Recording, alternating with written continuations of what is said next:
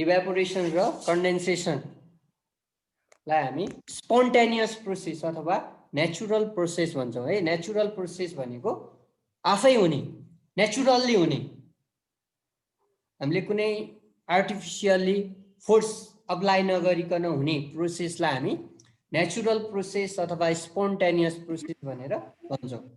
जस्तै water always flows from higher level to lower level. This is a spontaneous process. This is a natural process.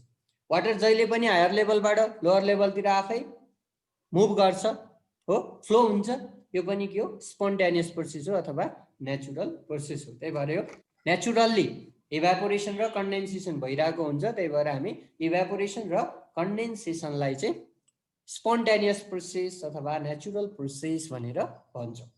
Okay, अब यो एउटा property भयो लिक्विडको है, एक्जाममा धेरै सोध्नेमा इभ्यापोरेसन। कन्डेन्सेसन भनेर चाहिँ अहिलेसम्म सोधे छैन मैले, अब इभ्यापोरेसन आएपछि कन्डेन्सेसन भन्ने पनि आउँछ भनेर मात्रै लेखिदिया हो।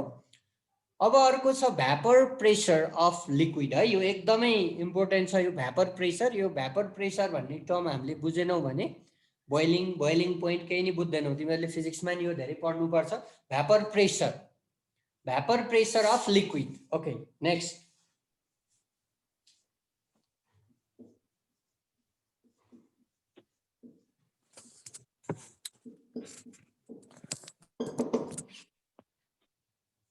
ओके, अब भ्यापर प्रेसर अफ लिक्विडलाई कसरी डिफाइन गर्ने है। अब यो भ्यापर प्रेसर अफ लिक्विडलाई हामीले बुझ्नको लागि चाहिँ एउटा इन्क्लोज कन्टेनर कन्सिडर गर्न सक्छौँ। एउटा इन्क्लोज कन्टेनरमा लिक्विडलाई राख्ने, कम्प्लिटली राख्ने होइन है, आधी जति एउटा इन्क्लोज कन्टेनरमा हामीले लिक्विड भर्ने, हाफ जति, then we have to heat, अनि त्यसलाई हामीले हिट गर्न थाल्ने है। म हल्का एउटा फिगर जस्तो बनाइदिन्छु। सपोज एउटा यो इन्क्लोज कन्टेनर छ हो, सपोज यो एउटा इन्क्लोज कन्टेनर हो है। यो इन्क्लोज कन्टेनरमा मैले केही लिक्विड राखेको छु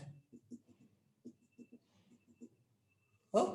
let us consider half filled enclose container, आधी भरिएको एउटा इन्क्लोज कन्टेनर छ, लिक्विडले आधी लिक्विड भएको एउटा इन्क्लोज कन्टेनर छ। Now when this enclose container containing liquid is heated, यसलाई हामीले हिट गर्न थाल्ने। अब के हुन्छ, if we go on heating the temperature goes on increasing हैन। हिट गर्दै जान थालेपछि टेम्परेचर नै बढ्दै जान्छ र हिट गर्न थाल्ने बित्तिकै के हुन्छ, इभ्यापोरेसन स्टार्ट है।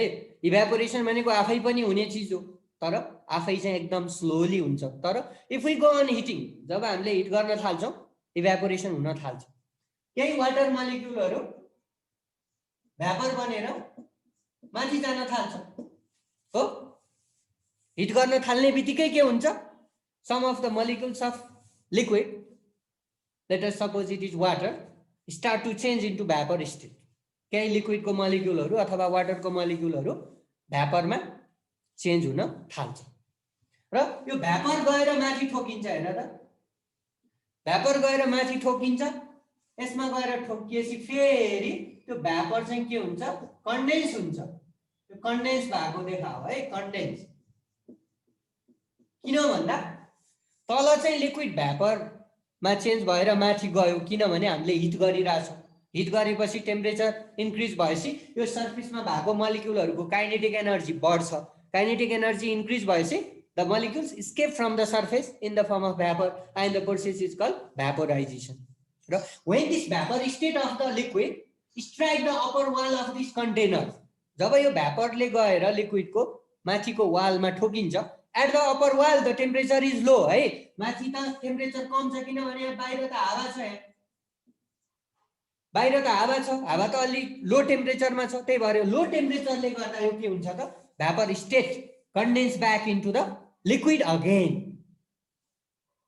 बाहिरको हावाको चिसोले अथवा यो अप्पर सर्फेसको चाहिँ टेम्परेचर लो छ, त्यही भएर त्यो लो टेम्परेचर भएको सर्फेसमा यो भ्यापर ठोकिने बित्तिकै, स्ट्राइक हुने बित्तिकै again the vapour state of liquid change back into the liquid, means condense back. त्यो भ्यापर चाहिँ फेरि कन्डेन्स भएर लिक्विडमै चेन्ज हुन्छ।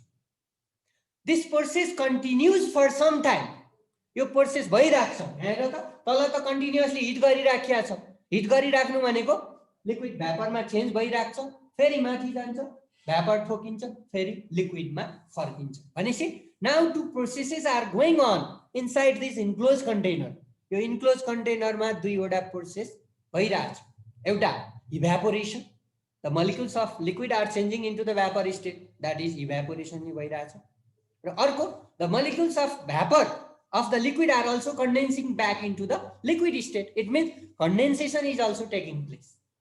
भनेपछि एउटै कन्टेनरमा दुईटा प्रोसेस भइरहेछ at the same time, evaporation and condensation हो। लिक्विडको मलिक्युलहरू भ्यापरमा कन्टिन्युअसली चेन्ज भइरहेछ, फेरि भ्यापरबाट मलिक्युलहरू लिक्विडमा फर्किरहेछ। भनेपछि दुईटा प्रोसेस चाहिँ सिमल्टेनियसली गइरहेछ। पहिला इभ्यापोरेसन हुन्छ, त्यसपछि कन्डेन्सेसन। र after some time of this process a stage will come, एउटा यस्तो स्थिति आउँछ कि the rate of evaporation becomes equal to the rate of condensation. That state is called equilibrium state between the rate of evaporation and rate of condensation हो। एउटा यस्तो स्थिति आइपुग्छ, वाटर भ्यापरमा चेन्ज भइरहेछ, भ्यापर फेरि कन्डेन्स भएर लिक्विडमै फर्किरहेछ। यो प्रोसेस केही समयसम्म चलिरहेछ, तर केही समयपछि एउटा यस्तो पोइन्ट आइपुग्छ, स्थिति आइपुग्छ कि लिक्विडबाट भ्यापर बन्ने रेट र भ्यापरबाट फेरि लिक्विडमै फर्किने रेट, जसलाई हामी के भन्छौँ, रेट अफ इभ्यापोरेसन र रेट अफ कन्डेन्सेसन चाहिँ के हुन्छ, इक्वेल हुन जान्छ हो। जति वाटरको मलिक्युलहरू भ्यापरमा चेन्ज हुन्छ, त्यति नै मलिक्युलहरू भ्यापरबाट फेरि लिक्विडमा फर्किन्छ। भनेपछि दुईटा रेट चाहिँ एक आपसमा इक्वेल हुन्छ र प्रोसेस चाहिँ कन्टिन्यू भइरहेछ है। लिक्विड भ्यापरमा चेन्ज भइरहेछ, फेरि भ्यापरबाट लिक्विड पनि बनिरहेछ, तर दुवै प्रोसेस इक्वेल रेटमा भएपछि यो प्रोसेस कन्टिन्यू भइरहेछ। भ्यापरबाट लिक्विड बनिरहेछ, फेरि लिक्विडबाट भ्यापर बनिरहेछ हो। यो दुईटा इक्वेल रेटमा चलिरहेको बेलामा यो लिक्विड र भ्यापरमा चेन्ज भएर माथि गएर यस कन्टेनरको वालमा त ठोकिन्छ नि, ठोकिएपछि बल्ल त्यो भ्यापर लिक्विडमा कन्डेन्स हुने हो। र यसरी रेट अफ इभ्यापोरेसन र रेट अफ कन्डेन्सेसन इक्वेल भएको कन्डिसनमा यो लिक्विडको भ्यापरले यो कन्टेनरको माथिको वालमा ठोकिँदा जति प्रेसर दिइरहेको हुन्छ नि हो, त्यो प्रेसरलाई नै भ्यापर प्रेसर अफ लिक्विड भन्यो। त्यही भएर simply vapour pressure of liquid भन्यो भने हामीले कसरी डिफाइन गर्नुपर्छ त, the pressure exerted by vapour state of liquid in the wall of the container है। यो इन्क्लोज कन्टेनरमा चाहिँ भ्यापर प्रेसरलाई हामीले डिफाइन गर्न सजिलो हुन्छ। त्यही भएर हामीले इन्क्लोज कन्टेनरमा मैले लिक्विड कन्सिडर गरेर हिट गरेको चाहिँ तिमीहरूलाई यहाँ बुझाउन खोजिरहेको छु। त्यही भएर वाट इज भ्यापर प्रेसर भन्यो भने ठ्याक्कै कसरी लेख्ने त, the pressure exerted by vapour state of liquid in the wall of the container है, in the inner wall of the container. लिक्विडको यो भ्यापरले कन्टेनरको यो इनर वालमा ठोकिँदा फेरि दिने प्रेसर। तर त्यहाँ एउटा कन्डिसन चाहिँ के हुनुपर्छ, रेट अफ इभ्यापोरेसन र रेट अफ कन्डेन्सेसन चाहिँ इक्वेल हुनुपर्छ हो। त्यो बेलामा when the rate of evaporation is equal to the rate of condensation, then the pressure exerted by the vapor state of the liquid with the inner wall of the container is called vapor pressure of the liquid भनेर define गर्नु। हुन त अब लिक्विडलाई hit गर्न थाल्ने बित्तिकै केही vapour बन्छ, त्यो भ्यापरले नि गएर माथि त ठोकिन्छ, ठोकिँदा त केही प्रेसर त दिन्छ हो, त्यो पनि भ्यापर प्रेसरै हो। तर स्ट्यान्डर्ड भ्यापर प्रेसर चाहिँ त्यसलाई मान्ने होइन। स्ट्यान्डर्ड भ्यापर प्रेसर कति हुन्छ भनेर हामीले डिफाइन गर्दाखेरि चाहिँ लिक्विडलाई हिट गरेपछि लिक्विड भ्यापरमा चेन्ज हुन्छ, फेरि भ्यापर कन्डेन्स भएर लिक्विडमा फर्किन थाल्छ र यस्तो क्रममा हो एउटा यस्तो स्टेट आइपुग्छ जुन स्टेटमा चाहिँ इभ्यापोरेसन हुने र कन्डेन्सेसन हुने रेट इक्वेल हुन जान्छ र यो इक्वेल भएको कन्डिसनमा त्यो लिक्विडको भ्यापरले कन्टेनरको वालमा जति प्रेसर दिइरहेको हुन्छ, एक्जर्ट गरिरहेको हुन्छ, त्यसैलाई भ्यापर प्रेसर अफ लिक्विड भनेर भनियो। त्यही भएर vapour pressure of liquid define गर्नको लागि चाहिँ एउटा कन्डिसन चाहिँ के फिक्स हुनुपर्छ त, rate of evaporation is equal to the rate of condensation र यो इक्वल हुनको लागि हामीले इन्क्लोज कन्टेनर कन्सिडर गर्नै पर्छ त्यही भएर हामीले भ्यापर प्रेसर डिफाइन गर्ने भनेको जहिले नि इन्क्लोज कन्टेनरमा हो के हैन इन्क्लोज कन्टेनरमा डिफाइन गरिन्छ है अब नेचरमा पनि इभ्यापोरेसन भइरहेको हुन्छ कन्डेन्सेसन पनि भइरहेको हुन्छ तर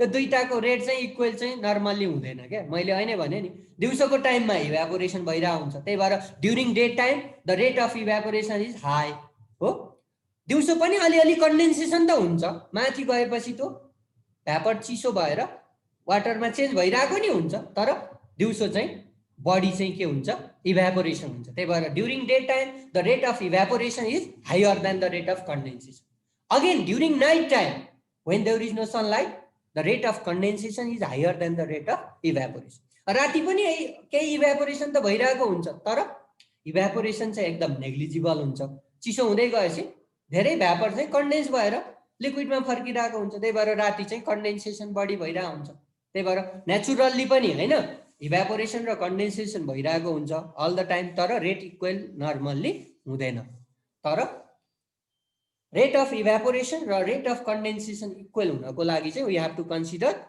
इन्क्लोज कन्टेनर हो कन्टेनिङ हाफ फिल लिक्विड र in which the liquid is heated time सक्यो सर हो यसलाई चाहिँ हामीले भ्यापर प्रेसर भनेर ठ्याक्क बुझ्ने है अब यो भ्यापर प्रेसर बुझेपछि बल्ल हामीले बोइलिङ भन्ने कुरा बुझ्छौँ अनि बोइलिङ हुने टेम्परेचर बुझ्छौँ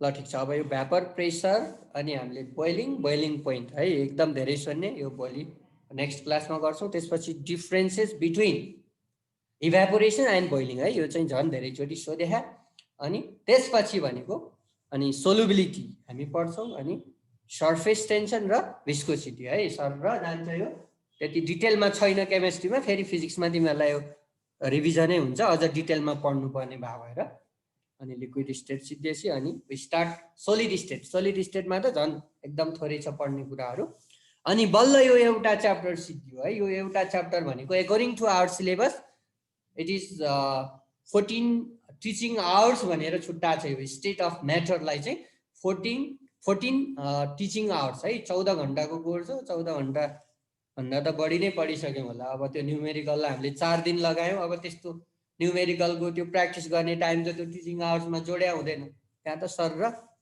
पढाउँदा लाग्ने टाइम भनेर आवर्स छुट्टाएको हुन्छ होइन त्यहाँ लेखेको भन्दा बढी नै लाग्छ ओके ल आजलाई यति नै है त ल this much for sir bye sir okay bye bye sir bye sir bye bye sir त्यो स्ट्यान्डर्ड भएकोलाई के हुँ त्यो के रे दुईटै इक्वल भएको बेलामा मात्रै किन स्ट्यान्डर्ड भनेर त नि फिक्स हुन्छ त्यति बेला चाहिँ दुईटा रेट इक्वल भएपछि त्यसले दिने प्रेसर पनि फिक्स हुन्छ घटबड हुँदैन त्यही भएर त्यो बेलाको प्रेसरलाई मात्रै भ्यापर प्रेसर माने हो क्या डिफाइन गर्नलाई जस्तै तैँले स्ट्यान्डर्ड एटमोस्फेरिक प्रेसर भनेपछि एउटा फिक्स भ्यालु हुन्छ नि त प्रेसर त एटमोस्फेयरको जुन ठाउँमा नि छ नि होइन काठमाडौँमा पनि हावाले अर्थमा प्रेसर दिइरहेछ माउन्ट एभरेस्टको टुप्पामा पनि हावाले प्रेसर दिइरह दुवै ठाउँको एटमोस्फेयरकै प्रेसर त हो नि तर स्ट्यान्डर्ड त एक ठाउँकोलाई मान्नु पर्यो त्यो चाहिँ कहाँकोलाई मानेको त सी लेभलकोलाई त्यस्तै हो क्या यहाँ पनि अब भ्यापरले प्रेसर त जति बेला नि दिइरहेको हुन्छ तर जब रेट अफ इभ्यापोरेसन र रेट अफ कन्डेन्सेसन चाहिँ इक्वल हुन्छ त्यसपछि त्यो भ्यापरले दिने प्रेसर नि फिक्स हुन्छ हो त्यो फिक्स भएको भ्यालुलाई चाहिँ भ्यापर प्रेसर माने बुझिस् त यस सर ल त्यस्तै बोइलिङमा नि त्यही हो है पानीलाई हामीले तताउन थालेपछि त्यो त भ्यापर बन्न थाल्छ त्यो भ्यापर बन्ने नै बोइलिङ हो हुन त तर त्यसलाई हामीले बोइलिङ मान्दैनौँ बोइलिङ हुनको लागि चाहिँ एउटा कन्डिसन त फिक्स गर्नु पर्यो त्यो कन्डिसन भनेको के हो त पानीलाई तताउँदै गएपछि पानी भ्यापरमा चेन्ज हुन्छ अनि त्यो भ्यापरले पनि बाहिर प्रेसर दिन थाल्छ र त्यो भ्यापरले बाहिर एटमोस्फियरमा दिएको प्रेसर र एटमोस्फियरको हावाले दिने प्रेसर दुईटा प्रेसर जब इक्वल हुन्छ हो त्यो कन्डिसनलाई ठ्याक्क बोइलिङ भनेर डिफाइन गर्ने र त्यो इक्वल हुने कन्डिसनमा चाहिँ टेम्परेचर पनि कन्स्ट्यान्ट हुन्छ त्यही भएर लिक्विड एकचोटि बोइल भएपछि त्यसको टेम्परेचर बढी राख्दैन जस्तै तिमी हामीले पानीलाई तताउँदै जान्छौ नि तताएर जब पानी बोइलिङ हुन थाल्छ नि त्यसको टेम्परेचर चेन्ज हुँदैन फिक्स हुन्छ जब टेम्परेचर बढ्दै गइरहेछ भने हामीले के बुझ्नु पर्यो पानीलाई तताउँदै गयौँ टेम्परेचर बढ्दै गयो भने के बुझ्नु पर्यो पानी बोइल भएको छैन भनेर बुझ्नु पर्यो। तर एउटा टेम्परेचरमा पुगेपछि टेम्परेचर रोकिन्छ, जति बाहिरबाट हिट दिए पनि टेम्परेचर बढ्दैन भन्नुको मतलब अब बोइलिङ भयो, किनभने त्यहाँ दुईटा प्रेसर इक्वल भएपछि टेम्परेचर कन्स्ट्यान्ट हुन्छ। हो त्यो कन्डिसनलाई बोइलिङ भन्ने हो र त्यो कन्स्ट्यान्ट टेम्परेचरलाई बोइलिङ पोइन्ट अथवा बोइलिङ टेम्परेचर भनेर फिक्स गरे। ओके, अब यो हामी फेरि डिस्कस गर्छौँ नेक्स्ट क्लासमा है त। ल बाई बाई। हुन्छ सर। Bye sir.